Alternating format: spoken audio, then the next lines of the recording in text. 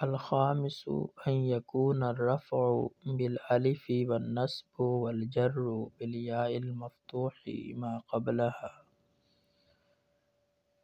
پانچویں قسم اعراب کی پانچویں قسم یہ ہے کہ رفع الف کے ساتھ، نصب اور جر یا ما قبل مفتوح کے ساتھ ہو۔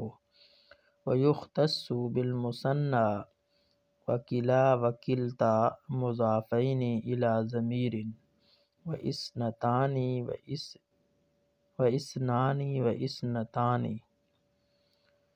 اور یہ قسم خاص ہے تثنیہ کے ساتھ اور کلا کلتا جو مضاف ہوں ضمیر کی طرف، اور اثنانی اور اثنتانی کے ساتھ۔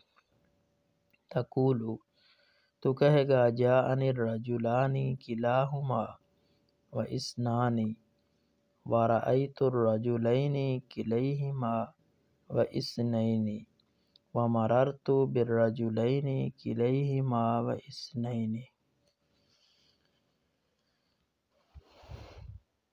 یہاں پر مصنف اعراب کی 9 اقسام میں سے پانچویں قسم بتلا رہے ہیں۔ پانچویں قسم کیا ہے کہ رفعی حالت الف کے ساتھ، نصبی اور جری حالت یا ما قبل مفتوح کے ساتھ ہوگی، اور آگے مثالیں ذکر کی۔ اور یہ پانچویں قسم کس کے ساتھ خاص ہوگی؟ تثنیہ بالمثنیٰ، تثنیہ کے ساتھ۔ نمبر 2، کلا کلتا کے ساتھ، یعنی جو مضاف ہوں ضمیر کی طرف۔ جب یہ اسم ظاہر کی طرف مضاف ہوں گے تو پھر اس وقت ان کا یہ والا اعراب پانچویں قسم کا نہیں ہوگا، بلکہ ان کا اعراب جو ہے وہ اس وقت بالحرف نہیں ہوگا بلکہ بالحرکت تقدیری ہوگا، اور اثنانی اور اثنتانی کے ساتھ۔ تو اس کو کہتے ہیں کہ یہ اعراب جو کی پانچویں قسم یہ مثنیٰ یعنی تثنیہ اور اس کے ملحقات کے ساتھ خاص ہے۔ تو اعراب کی 9 اقسام میں سے پانچویں قسم یہ ہے۔ تو یہ اعراب خاص ہوگا مثنیٰ اور ملحقات مثنیٰ کے ساتھ۔ ملحقات مثنیٰ سے مراد یہ کلا کلتا اور اثنانی و اثنتانی ہے۔ اس کے بعد یہ بات سمجھیے کہ مثنیٰ یعنی تثنیہ اس کی اقسام کیا ہیں۔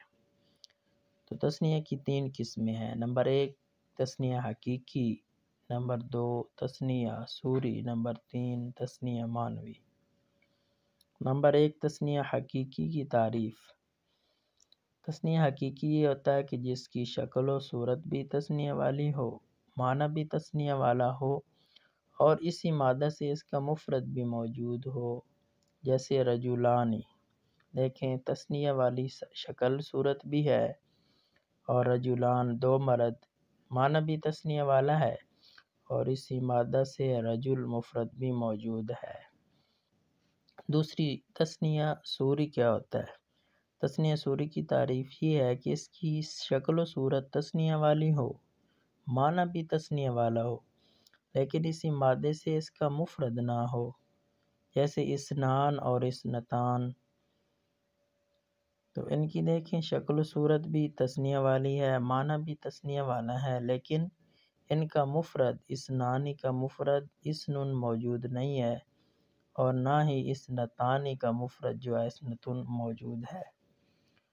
اور تثنیہ معنوی تیسری قسم۔ تثنیہ معنوی سے مراد یہ ہے کہ جس کا معنی صرف تثنیہ والا ہو، نہ اس کی صورت تثنیہ والی ہو، اور نہ ہی اسی مادہ سے اس کا مفرد موجود ہو، جیسے کلا کلتا۔ تو یہ نہ ہی ان کی شکل تثنیہ والی ہے اور نہ ہی کلا کلتا کا کوئی مفرد ہے،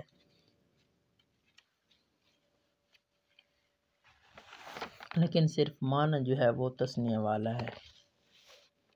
آگے یہاں پہ انہوں نے شرط لگائی ہے کلا کلتا کے ساتھ مضافین الی ضمیر۔ کلا کلتا کا یہ اعراب پانچویں قسم والا اعراب اس وقت ہوگا جب یہ ضمیر کی طرف مضاف ہوں، کیونکہ جب یہ اسم ظاہر کی طرف مضاف ہوں گے تو ان کا اعراب بالحرکت تقدیری ہوگا۔ تو یہاں جو پانچویں قسم کا اعراب بالحرف ہے یہ نہیں ہوگا، کیونکہ کلا کلتا کے دو اعتبار ہیں، نمبر 1 لفظی اور نمبر 2 معنوی۔ تو لفظ کے اعتبار سے دیکھیں تو یہ کلا کلتا مفرد ہیں، کیونکہ ان میں تثنیہ کی کوئی نشانی نہیں ہے، اور اگر معنی کے اعتبار سے دیکھیں تو یہ تثنیہ ہے، کیونکہ ان میں تثنیہ والا معنی موجود ہے، یہ تثنیہ والا معنی دے رہے ہیں۔ تو اس کے بعد یہ بات میں آپ کو سمجھاتا ہوں کہ ان کا اعراب یہاں پہ بالحرف ہے، اور جب یہ ضمیر کی طرف مضاف نہیں ہوں گے، اس میں ظاہر کی طرف مضاف ہوں گے، تو ان کا اعراب بالحرکت کیسے ہوگا؟ تو اس میں ظاہر کی طرف جب ان کو مضاف کریں گے تو اس صورت میں ان کا اعراب جو ہے اعراب بالحرکت ہوگا، جو کہ اصل اعراب ہے، کیونکہ اعراب کی دو قسمیں ہیں، اعراب اصلی اور اعراب فرعی۔ تو اعراب بالحرف جو ہے یہ فرع ہے، اور اعراب بالحرکت یہ اصل ہے۔ تو جب یہ اصل کی طرف یعنی اس میں ظاہر جو ہے اس کا اعتبار، اس میں ظاہر کی طرف جب یہ مضاف ہوں گے تو اس وقت ان کے اوپر اصل اعراب آئے گا، اور جب یہ اس میں ضمیر کی طرف مضاف ہوں گے تو ان کی معنوی صورت کے اعتبار کرتے ہوئے ان کو اعراب بالحرف دے گے، کہ اعراب بالحرف بھی فرع ہے اور اس میں ضمیر بھی فرع ہے، اس میں ظاہر کی۔